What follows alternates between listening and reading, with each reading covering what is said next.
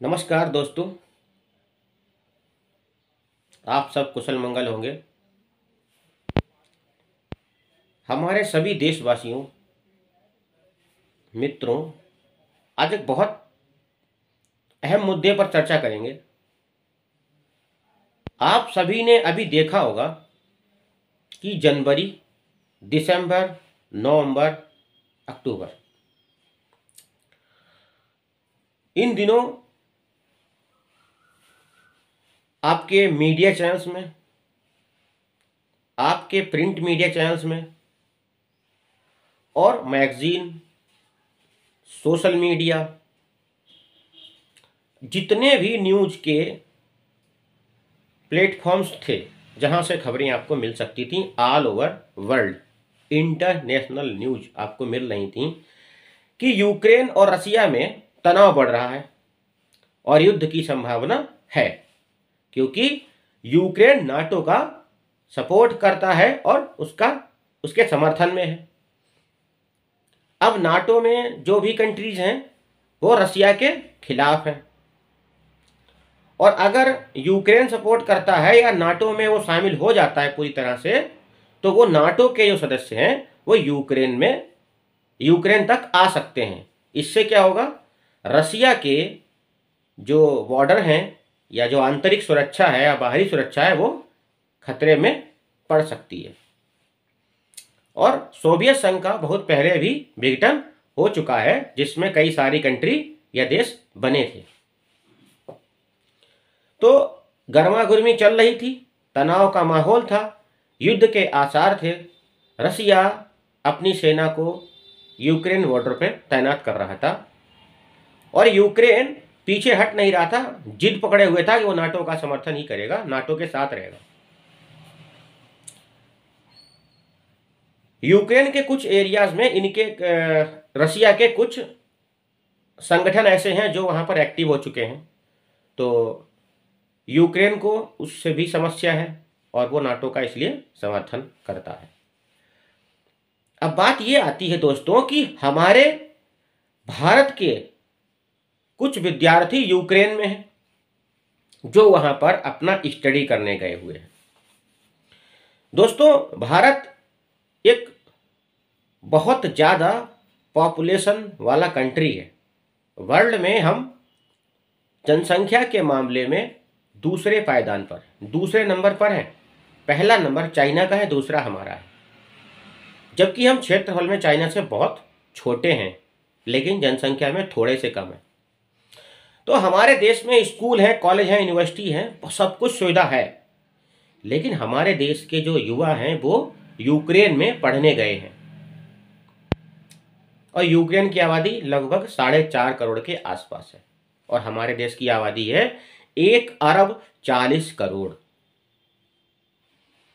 क्या किसी भी गार्जियन ने सरकार से परमिशन ली थी कि वो अपने बच्चों को विदेश भेज रहे हैं पढ़ाने के लिए? देखिए, वो आपका व्यक्तिगत मैटर था। आपने तरक्की करनी है, आपने इंडिया से बाहर जाके पढ़ना है, तो वो आपका मैटर है। आपने किसी भारत सरकार के या नरेंद्र मोदी से नहीं परमिशन ली थी कि मैं अपने बच्चे को यूक्रेन भेज रहा हूं या भेज रही हूं, मैं माँ हूं या मैं बाप हूं, तो नरेंद्र मोदी आपको परमिशन नहीं देते। भाई, वो तो भारत सरकार की, आपने वीजा बनवाया, आपने वहाँ पर स्टडी के लिए अप्लाई किया, यहाँ से आवेदन किया कि हम वहाँ पढ़ाई करेंगे, आप वहाँ चले गए, पढ़ाई करने लगे। वो सब संवैधानिक तरीके से आपने अपना कागज पूरे किए और आप वहाँ पे चले गए, लेकिन किसी व्यक्तिगत सरकार से आपने राय नहीं ली।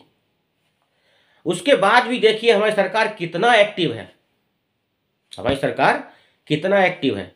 हमारी सरकार ने यूक्रेन और रसिया की तनाव के बीच में जो माहौल बन रहा था, उसने 31 जनवरी 2022 को लिखित आदेश दे दिया, लिखित में सूचना दे दी और मीडिया में भी दे दिया, और भारत सरकार ने सबको ये दे दिया आश्वासन कि जिसको भी यूक्रेन से वापस आना है वो अपनी कागजी कार्रवाई कर लें और भारत आ जाएं।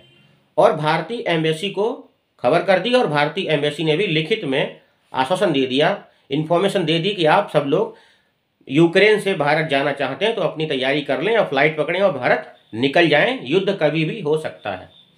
उसके बाद में 31 जनवरी 2022 के बाद में दूसरी बार खबर दी और सारे सब कुछ रूल्स और रेगुलेशंस और सब बता दिए एम्बेसी ने, भारतीय एम्बेसी ने, कि 15 फरवरी तक का आपके पास टाइम है, आप अभी भी निकल जाइए। लेकिन छात्र सो रहे थे, विद्यार्थी सो रहे थे, उनकी आंखें नहीं खुली, उन्हें भारत नहीं आना था, उन्हें अपनी मर्जी से भारत आना था। समझ रहे हो? उन्हें अपनी मर्जी से भारत आना था कि हम किस टाइम भारत जाएंगे वो हम डिसाइड करेंगे, अभी नहीं जाना। तो अभी क्या हुआ है, युद्ध शुरू हो गया। रसिया ने यूक्रेन को पीटना शुरू कर दिया, तड़ातड़ पीट रहा है और कल मॉर्निंग 4 बजे से पीट रहा है। हर 15 मिनट में 10 मिनट में यूक्रेन के किसी भी शहर में बम फूट रहा है, बम फोड़ रहा है रसिया। यूक्रेन भी रिटेलिएट कर रहा है, हमला कर रहा है, अटैक कर रहा है रसिया पर। लेकिन रसिया के सामने यूक्रेन की पावर कुछ भी नहीं है। और अभी तक नाटो के इतने भी सदस्य हैं, देश हैं, उन्होंने सिर्फ यूक्रेन को कैमरे पे आके ही समर्थन दिया है। फिजिकली किसी ने समर्थन अभी तक नहीं दिया है कि कोई नाटो के सदस्य जो है वो रसिया के खिलाफ खड़ा हो। रसिया एक सुपर पावर है और वर्ल्ड में दूसरी सबसे बड़ी पावर रसिया है। पहला है अमेरिका, दूसरा रसिया है और तीसरा है चाइना, चौथा है भारत। ये 4 कंट्री जो सुपर पावर हैं। लेकिन पूरे वर्ल्ड में रसिया के पास सबसे ज्यादा परमाणु बम है, अमेरिका से भी ज्यादा। तो आप विचार करिए कि जब विद्यार्थी नहीं आए, वहां युद्ध शुरू हो गया, वहां पर पैसा नहीं निकल रहा है एटीएम से, वहां पर खाने को कुछ नहीं मिल रहा है, ठीक है। जब पैसा नहीं मिल रहा है एटीएम से, आपको खाने को नहीं मिल रहा है, तब आपको अकल आई कि आपने वहां से भारत आना चाहिए था, लेकिन आपने नहीं सुना। तो अब क्या है, भारत सरकार के खिलाफ और नरेंद्र मोदी के खिलाफ यहां पर प्रोपेगेंडा स्टार्ट हो गया है। मतलब जब एजेंडा ही भारत सरकार को बदनाम करने का हो तो आप कुछ भी करोगे, आप तो गिरोगे ही। आपने सुअर प्रजाति का जो भी व्यक्ति है, उन्हें तो अपनी औकात दिखानी है, उन्हें सरकार के खिलाफ तो जाना ही है और सरकार को बदनाम करना है, खासकर नरेंद्र मोदी जी को बदनाम करना है, भारत सरकार को बदनाम करना है, ठीक है। तो तुम्हारा एजेंडा है ना सुअरों, तुम्हारा एजेंडा ही सिर्फ है और सिर्फ है भारत सरकार की बुराई करना, भारत सरकार को बदनाम करना, और खासकर भारतीय जनता पार्टी से तुम्हारी तो दुश्मनी है। ये एक राष्ट्रवादी पार्टी है, इसलिए तुम्हारे पेट में दर्द हो रहा है कि ये कैसे सरकार में लोग बने हैं। तुमको है बीजेपी से नफरत और बीजेपी को हटाना है, तुम्हारा एजेंडा सिर्फ बीजेपी को हटाना है, ओके, और अपनी औकात दिखानी है। तो तुम्हारा जो एजेंडा है, प्रोपेगेंडा है, सिर्फ सरकार को बदनाम करने का, वो तुम काम करोगे और तुमने कर लिया। ट्विटर पर, फेस मीडिया पर, फिर सोशल मीडिया पर, तमाम जितने भी इंस्टाग्राम, जितने भी फेसबुक वेबसाइट्स या फिर जितने सोशल मीडिया वेबसाइट हैं या जितने मीडिया चैनल्स हैं, जितने मैगजीन्स पत्रिकाएं हैं, वहां पर एजेंडा शुरू हो गया है, प्रोपेगेंडा शुरू हो गया भारत सरकार को बदनाम करने का कि भारत सरकार को विद्यार्थियों की फिक्र नहीं है और भारत से जो लड़के गए हैं पढ़ने के लिए यूक्रेन, उनको किसी भारतीय की फिक्र नहीं है। भारतीय जनता पार्टी एक राष्ट्रवादी पार्टी है और राष्ट्रवादी पार्टी का विरोध कौन लोग करते हैं, ये जितने भी राष्ट्रवादी लोग हैं वो समझ रहे हैं। तो इनकी किसी भी प्लान को कामयाब नहीं होने देना है। अभी हिजाब को लेकर नौटंकी हुई थी, ड्रामे हुए, अब तो ये हद है कि मुस्लिम लड़के या लोग बुर्का पहनकर प्रोटेस्ट कर रहे हैं और ये कर्नाटक में पकड़ा गया है। कई सारे लोग पकड़े गए जो बुर्का पहनकर महिला बनकर प्रोटेस्ट कर रहे थे। हद हो गई यार, कितना गिरोगे आप। किसी लड़की को क्या पहनना क्या नहीं पहनना उसका मैटर है यार। हमने तो नहीं देखा कोई लड़कियां जबरदस्ती आप बुर्का पहना लोगे या कुछ हिजाब पहना लोगे। बात हिजाब तक थी लेकिन बुर्के भी कहानी शुरू हो गई। तो मतलब ये है कि भारतीय जनता पार्टी को बदनाम करना है, भारतीय जनता पार्टी को विरोध करना है और इनको चाहिए एजेंडा और प्रोपेगेंडा स्टार्ट करना है, ठीक है। तो अभी ये शुरू हो गया है। अभी तक हिजाब चल रहा था, अब ये चलेगा यूक्रेन में जो विद्यार्थी फंसे हुए हैं हमारे, उनका चलेगा प्रचार प्रसार कि उनको भारत सरकार बचा नहीं रही है। ठीक है दोस्तों, तो आपने जागरूक होना है, राष्ट्रवादी पार्टी का समर्थन करना है और बढ़िया करके समर्थन करना है। एक बात और कहूँगा मैं कि जो भी इस्लाम में मुस्लिम बहनें हैं, मुस्लिम लड़कियां हैं, जो भी है, उनको बरगलाया जा रहा है। उनको देश के प्रधानमंत्री, देश की भारतीय जनता पार्टी की सरकार, प्रदेश में योगी सरकार, बीजेपी की सरकार, जहां जहां भी बीजेपी की सरकार है, उनके खिलाफ भड़काया जा रहा है। इन लोगों को, लड़कियों को भड़काया जा रहा है, जबकि लड़कियां जानती हैं कि उनका फ्यूचर कहां सही है। आप उनको हजारों साल पुरानी विचारधारा में कैद करके रखना चाहते हो, लेकिन हम उनको अधिकार देना चाहते हैं।